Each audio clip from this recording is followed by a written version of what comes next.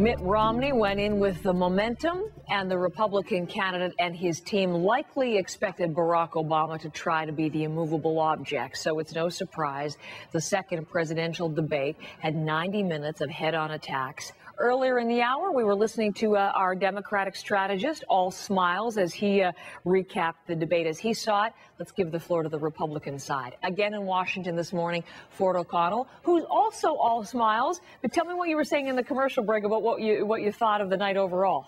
You know, I thought I'd seen it all on the presidential campaign trail until last night. I was actually jaw-dropped. I didn't think that you could actually turn a town hall debate into a UFC cage match. What we saw was two fighters really beat each other to a bloody pulp. Well, it was. I mean, they were invading each other's space. They were circling. It looked like they were almost going to come bowling over the moderator as well. I know. I mean, how do you think the viewer, again, particularly the undecided voter, regards that, Ford? You know, I don't know how the undecided voter really felt about this. Only time's going to tell. Clearly, it was red meat for both bases of the Democratic and Republican Party. I think the bases of both parties were happy. I don't really know yet, and I'm not sure we're going to know for a week, really how the independent voter took this. How did you, talk about red meat to Republicans like yourself? You know, he did so well in the first debate, and he had the momentum coming into round two. How did you think Mitt Romney did? You know, let me start with President Obama. I think President Obama dramatically improved. In fact, I give President Obama the slight edge in this debate. And the reason is he was a little bit stronger on style. Through the first 30 minutes of the debate, he really commanded the audience in the room. And I think that Mitt Romney really flubbed the Libya question. And then towards the end, I think President Obama did a very good job with the 47% comment. As for Mitt Romney, when we look at the instant polls, did very well on substance. Actually, all of the post-debate polls show that he really did well on the economic issues, energy, and the deficit. And those are issues that happen to be at the top of the voters' forefront in terms of interest radar. So really only time is going to tell. I don't know whether or not this debate actually moved the polls for either candidate, but it certainly stayed the bleeding for now for President Obama. All right. Come back to Libya for a second, because I was going to ask you about that. So this was an exchange where Mitt Romney was trying to say that Barack Obama took 14 days to label the attacks on the consulate in Benghazi, Libya, an act of terror, a terrorist attack. And Obama shot back, checked the transcript, and then with moderator Candy Crowley in there saying she had already done her fact-checking, and in fact he did say it was a terror the very next day. So Mitt Romney got it wrong. You said he flubbed it. What effect does that have? Well, I think he flubbed it because I think he had the upper hand going into the question, and he wanted to pin President Obama with failed leadership in terms of this terrorist attack, because there's some ambiguity about what the president said, considering 2 weeks after the attack, he basically said this was due to a protest in response to an anti-Islamic video.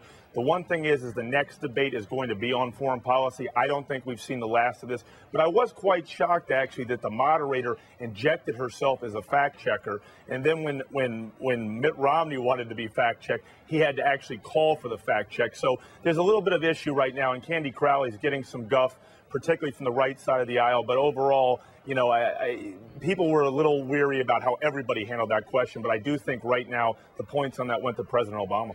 Yeah, it looked like it was taking Mitt Romney a few minutes even to recover from that, as you said, thinking he was going to score a point and then ending up being knocked right down. I want to talk about something else that Romney said that's really gone crazy in the Twitterverse this morning. I'll play you some tape. I just want to set it up for you, because obviously playing to women, trailing badly behind Obama in the women vote sector, and playing to women, saying that he was really supporting diversity as governor, that he wanted to have female candidates, that he put forward binders full of women. Here's the tape. Here's exactly what Romney said.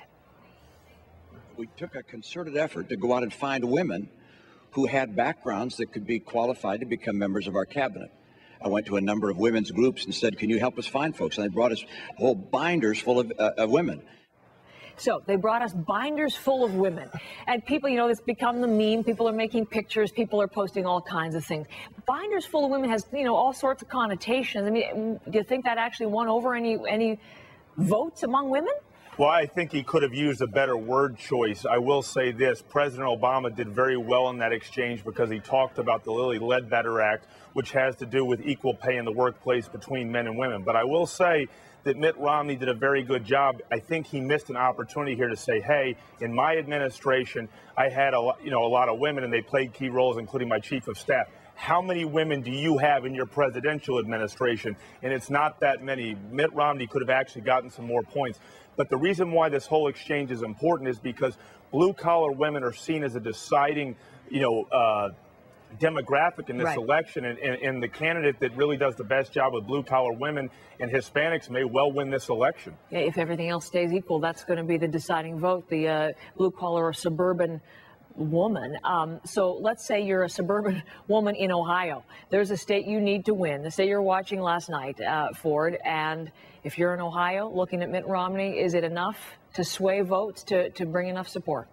I think Mitt Romney is going to have to go a little bit further because he's trailing in Ohio, and Ohio pretty much could be what decides this election. I will say, though, one thing that we saw in the focus groups among undecided women is they really felt that Mitt Romney was a little bit stronger on the economy, and they saw him as a stronger leader. He's going to have to carry that forward in the next debate and really, point out where President Obama's leadership has been a little bit weak on foreign policy, because one of the things in foreign policy that Mitt Romney wants to tout is to have a strong foreign policy, you need to have a strong domestic economy, and making that correlation is going to be very important for him going forward. Then we will talk about that next Tuesday. For now, though, thanks very much as always, Ford. Thank you, Heather.